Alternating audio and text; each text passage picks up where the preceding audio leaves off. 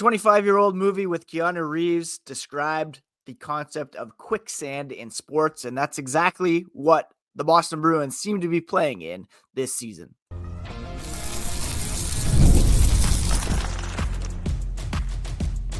You're Locked On Bruins, your daily podcast on the Boston Bruins, part of the Locked On Podcast Network, your team every day. What is up, Bruins fans, and welcome back to the Locked On Boston Bruins podcast. I'm your host, Ian McLaren, and this is a daily show where we discuss all things Spoke to Be. Today is Friday, January 31st. Where did this month go? I just want to thank you so much for making Locked On Bruins part of your daily routine to begin 2025. The podcast is free and available on your favorite podcast app and on YouTube. Part of the Locked On Podcast Network, your team every day. Please hit that subscribe button if you have not already. Today's episode is brought to you by Gametime. Download the Gametime app, create an account, and use code LOCKEDONNHL for $20 off your first purchase. Our Boston Bruins are coming off a big loss last night to the Winnipeg Jets, outscored 13-4 over their past two games. And we're going to break down all the storylines, stats, and signals from this one, as well as preview tomorrow's game against the New York Rangers. Apologies for not having a show yesterday. My kid was playing in a basketball tournament at a local high school, and I'm also not feeling 100%, as you could possibly tell from my voice. Before we get into the show, quick reminder, you can find the podcast on social media at Locked NHL Bruins. And you can find me, my hockey thoughts, dad jokes, at Ian C. McLaren. So there's this movie from, I think, around the year 2000, starring Keanu Reeves called The Replacements. And if I recall correctly, it's a movie about a strike in pro football, and then they bring on some players to step in so that they can keep a season going.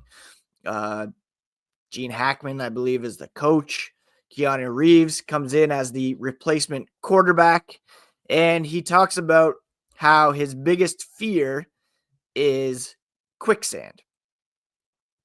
And he explains it like this. You're playing and you think everything is going fine. Then one thing goes wrong, and then another and another. You try to fight back, but the harder you fight, the deeper you sink until you can't move. You can't breathe because you're in over your head like quicksand. And that kind of describes to me this Boston Bruins season in a nutshell. And it was reiterated last night by Captain Brad Marchand after the game, who said it's been a different year. We're facing a lot of adversity this year. We don't have a choice but to work through it. You can't get caught up in frustration. Obviously, none of us are happy where we're at and the position we're in, especially considering where we expected to be to start the year. But you can't focus on that. You have to focus on being better for the next one, and that's what we have to worry about. And the quicksand analogy really came into play last night for sure. The Bruins, they were down 2-0 to the Jets halfway through the first period. Brad Marchand scores a power play goal to bring them to 2-1. Elias Lindholm, after already drawing the primary assist on Marchand's power play goal, scores a shorthanded goal just 11 seconds into the third to bring the Bruins tied with the Jets 2-2. But on that same power play, the Bruins allowed the Jets to score to go up 3-2, and then it just got away from them from there. Nikolai Ehlers scored. Parker Ford scored in his NHL debut in front of a bunch of friends and family. That was a cool story amid this Bruins loss. He grew up a Bruins fan. The Jets broadcast showed him wearing a Bruins t-shirt in 2011 when they won the cup. And then Kyle Connor more than sealed it with an empty netter, shorthanded, to make it 6-2 for the Bruins. That quicksand. They get it to 2-2, and then all of a sudden they allowed the eventual game winner shortly thereafter. And as we've seen time and time again this season, the game just got away from them. They fell deeper and deeper. They couldn't get out of it. And they are now where they are, coming off 2 straight losses to the Buffalo Sabres, 1 to the Winnipeg Jets, and they continue to fall down the standings, as we'll see here when we discuss the stats and signals from this one. They were coming off a pretty encouraging win over Colorado on the weekend. They've now lost 2 in a row, 5-4-1 over their past 10 games. They did get Charlie McAvoy back in this one, which was a positive. They did get Brandon Carlo, but I was going to kind of frame it as they're having 2 Lindholm problems. On the one hand, they've been without Hampus for an extended period of time due to injury. He's slowly creeping his way back, and hopefully will be back in the lineup sooner than later. He was arguably Boston's not only best defenseman early on the season, but also one of their best players.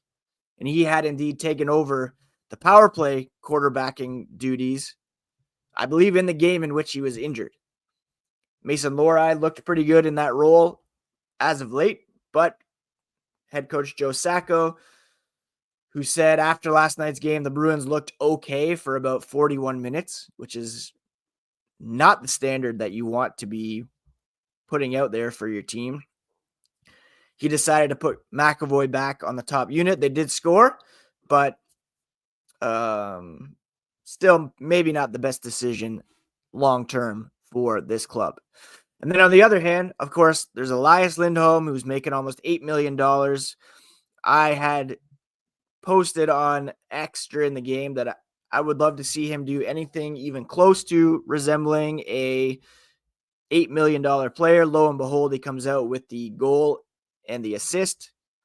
In this one, a primary assist, shorthanded goal, one of his better showings, but this came after there was one shift where he easily could have chipped the puck out. It was gathered by the Jets, and they were able to get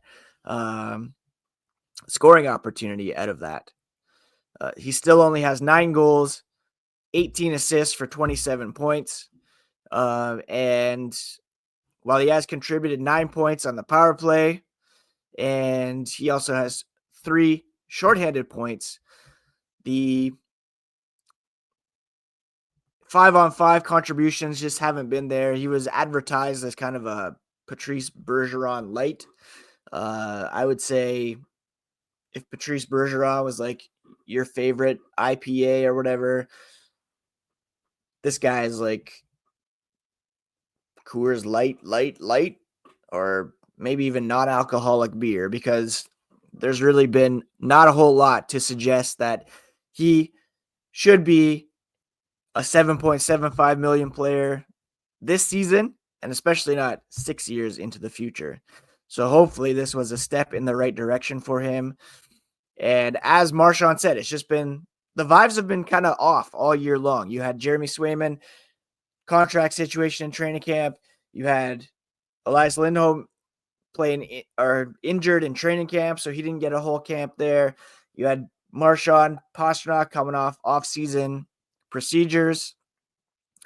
Pastrnak, of course, has come alive and likely will be the player of the month for January when it's all said and done. But it's too little too late, perhaps, for this team, and there certainly are some increased rumblings of more of a retool than a shoring up of the roster for a playoff run. And there's even questions about Brad Marchand, who was asked about his status ahead of the trade deadline. He said he's not focusing on it, but if someone comes calling, he's a pending unrestricted free agent. I mean, who knows? All bets are off the table right now. This team is a bit of a mess, and we'll take a look at some of the more pressing stats and signals to take away from last night's game here as the podcast continues. Attending NFL games is an unforgettable experience that brings fans together. Gametime is a new feature called Gametime Picks that makes getting tickets for NFL playoffs, all events, even easier. It filters out the fluff to show you only incredible deals on great seats, so you don't have to waste time searching through thousands of tickets. I recently used Gametime picks to find tickets for an upcoming hockey game, and browsing through the deals was simple. I found great value for all kinds of seats around the venue. The super deal was especially impressive, offering the best value for the event, and the app's features like seat views before you buy and all-in pricing with no surprise fees at checkout made the experience smooth and reliable. Plus, the on-time ticket delivery and lowest price guarantee gave me peace of mind. Take the guesswork out of buying tickets with Gametime. Download the app, create an account, and use code LOCKEDONNHL for $20 off your first purchase. That's Gametime. Redeem code LOCKEDONNHL for $20 off. Download Gametime today. Last-minute tickets at the lowest price guaranteed. Let's take a look at some of the pressing stats from last night's game. And if you can believe it, at 5-on-5, the Bruins actually had the possession advantage. They had 54.12% of the shot attempts in this one. Winnipeg had a slight advantage in shots at 5-on-5. The scoring chances were very much tilted in Winnipeg's favor, though, 7-2 and 9-4 in terms of high danger chances. So the Bruins had the puck a lot, but they weren't really able to do much in the way of actual scoring chance opportunities. At all strengths, the Bruins had 56.67% of the shot attempts. The shots were 29-27 in Boston's favor. The scoring chances were 29-26 in Boston's favor, 12-12 overall. So the Bruins really did have an opportunity to pull off a bit of an upset last night, but Connor Hellebuyck, of course, stood strong as he always does. The Bruins, after tying the game, it just really got away from them in the third period, as we've seen time and time again. They'll get close. There'll be kind of this one turning point, and then it will just devolve from there. The Bruins did have the shot advantage, 29-27. Winnipeg went 2 for 4 on the power play. The Bruins went 1 for 3. And the Jets also added a shorthanded empty netter to kind of seal things late, as Mason Appleton had been called for tripping. It was 5-2 at that time. Really not much of a chance of the Bruins coming back, but that shorthanded goal kind of tilted things. But 5-on-5 it was. Winnipeg's game for sure. And the Bruins did themselves no favors in the third by taking a high sticking call. Brandon Carlo, Brad Marchand with the misconduct. He also had an interference call against Josh Morrissey late in the third period, or the second period. And that's what set up the Mark Scheifele go-ahead goal that was scored after Lindholm had made it 2-2. Now we have a situation where the Bruins have not only fallen out of the playoff race in terms of points, but they're well behind in terms of point percentage. In fact, only 5 teams have lower point percentages than the Bruins, and they're just barely holding on here. Thankfully, the Canadiens and the Rangers have lost 2 in a row as well, or else the Bruins would be behind them in the point percentage race. Right now, you have the Buffalo Sabres at 430, the Penguins at 472, and the Flyers at 491. The Flyers made a trade late last night after their game, sending Morgan Frost and Joel Farabee to the Calgary Flames for Andrei Kuzmenko and Jacob Pelletier. Frost was a guy that I had kind of thought the Bruins might be interested in, seeing as both of those guys would have looked good in black and gold, I think. So the Flyers kind of selling a bit, although they did bring 2 players back. And Kuzmenko has history with Matvei Michkov. I don't think they're really a playoff team at this point. You have the Rangers and Canadiens both at 520 point percentages. The Bruins hanging on at 528. They were overtaken last night in point percentage by the New York Islanders, who are 8-2 over their past 10. And have won 6 in a row. The Red Wings are now ahead of the Bruins in point percentage. They've won 4 in a row. The Blue Jackets currently in the 8th spot in terms of both points and point percentage. The Tampa Bay Lightning, the Ottawa Senators up there as well in the top 5 or in the wild card spots anyways. The Leafs, Panthers, Devils, Hurricanes, Capitals are pretty much your locks right now for playoff spots. And then you have this race between the Lightning, Senators, Blue Jackets, Red Wings, and yes, even the Islanders, all ahead of the Bruins in point percentage. That's 5 teams ahead of the Bruins in the race for 2 wildcard spots, although one of Tampa and Ottawa likely will jump up into the 3rd Atlantic spot.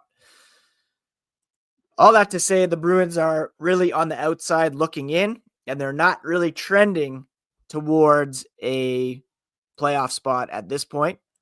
And that's going to lead to some difficult discussions in terms of the direction of this team. They're now going to turn the page to play 4 games before the 4 Nations face-off. And congratulations to Charlie McAvoy for being named an assistant captain for Team USA. The Bruins will take on the Rangers, the Wild, the Rangers again, and then Vegas before the 4 Nations face-off break. And a guy who might be coming in with some fresh eyes is Zdeno Chara, who's reportedly joining the Bruins as a front office consultant and a mentor for the players. Kevin Ball Dupont of the Boston Globe reported this earlier this week. He might have even been a factor on the ice for this team over the past couple of games. Don Sweeney confirmed the team is exploring an advisory role with Chara in a statement to the Globe on Wednesday. He said the Bruins are excited to be exploring the opportunity to welcome Chara in an advisory role that supports the players and coaches. They've had an ongoing dialogue, open invitation with Chara to return in some capacity whenever he felt it was right for both he and his family. He recently indicated that he had interest to help and be involved. And while the role duties still unfolding, they believe he can make a positive impact on the organization as a mentor to the players and advisor to the coaching staff.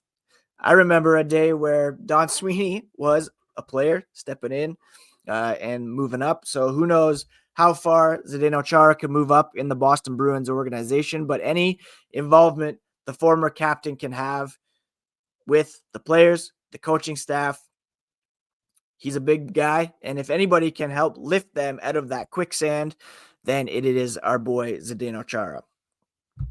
The Bruins play tomorrow afternoon against the New York Rangers, and it's a game we'll preview here as the podcast continues.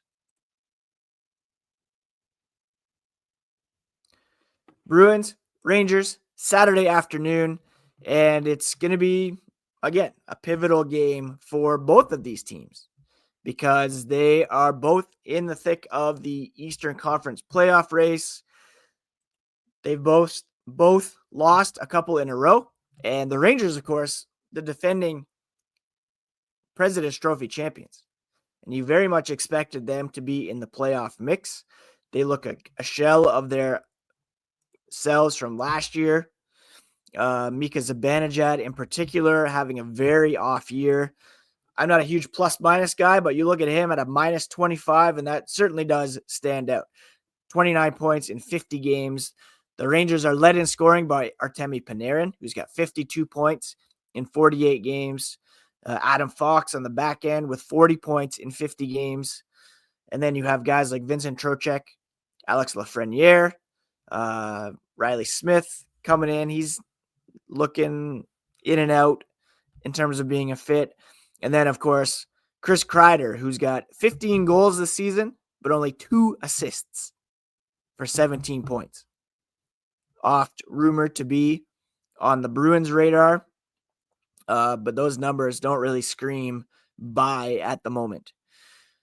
The Rangers are coming off losses to Colorado and Carolina. They are 6-2-2 over their past 10 games, which is better than the Bruins, who are 5-4-1. The Bruins, of course, coming off those very lopsided losses to Buffalo and Winnipeg, outscored 13-4 over those two games. Joonas Korpisalo got the start on Thursday, so it'll be likely Jeremy Swayman coming in 16, 17, and 4 with an .895 save percentage. Igor Shesterkin, always strong for the Rangers, 17, 17, and 2 record, but with a .909 save percentage. Adam Fox leads the way for this team over the past 5 games with 6 points, 5 assists, 1 goal. Panarin with 2 goals in the past 5 games for this team to lead the way there. David Pastrnak with 2 goals, 6 assists over the past 5. Morgan Geekie leading the way with 4 goals. He had a number of good looks last night as well. Just was not able to find the back of the net against Connor Hellebuck, as many forwards are unable to do as well. New York's power play is 21st ranked. Their penalty kill is 4th ranked. So that could be a problem for the Bruins, who did score on the power play last night to raise their success rate to 14.2%. But their penalty kill is 75.2%, 25th in the NHL.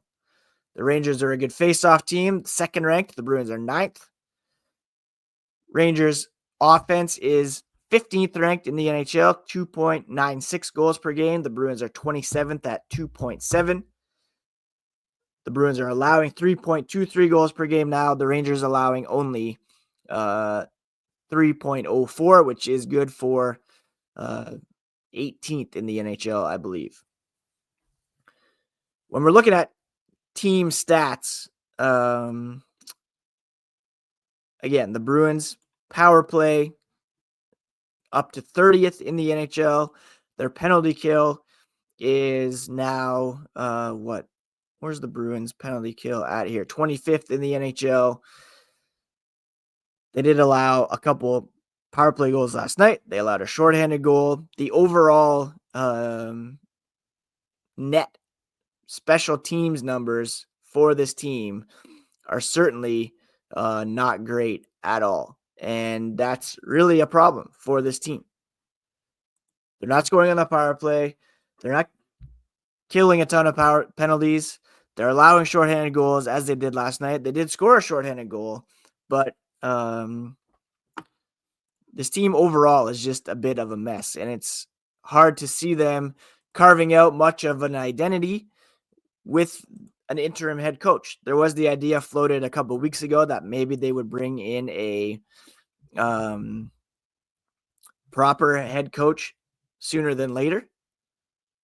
That would be the 3rd hire for Don Sweeney, the 4th coach let go, if you include Sacco in that.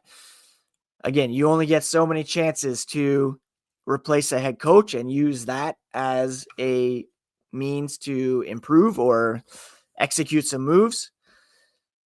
What we're really looking at coming up here is some roster composition moves. I've said it so many times, especially lately. I'd love to see, with all due respect, Vinny Lettieri sent back down, bring Georgi Merkulov up to help kickstart the power play. I don't see that how you can go wrong there by sending down the journeyman and recalling a younger guy with much more upside and who you need to see what you have in him. You can't just go these 2 games being outscored 13-4 without doing something to kickstart this team or to show that the status quo just is not acceptable. Even if you're not going to make the playoffs, you need to be making some positive gains for the future, such as giving your kids a chance to see what you have in them. That's the least you can do. So I'd like to see that happen sooner than later. Like, how about right now? Anyways, that's it for today's episode of Locked On Boston Bruins, my friends. Thank you so much for bearing with me through my sore throat. And please do subscribe to the podcast if you have not already. Please take care of yourselves. Take care of each other. January was a bit of a rough month for many of us. Better days are ahead, I hope. And as we turn the page to February, I encourage you to subscribe to the podcast so that you never miss a thing, and that you also check out Locked On Fantasy Hockey next, because you can get all the latest on what you need to do to win your league this week from Steal and Flip. Thank you so much again. Have a good weekend. Take care of yourselves. And we'll talk to you again here on the next episode of Locked On Boston Bruins.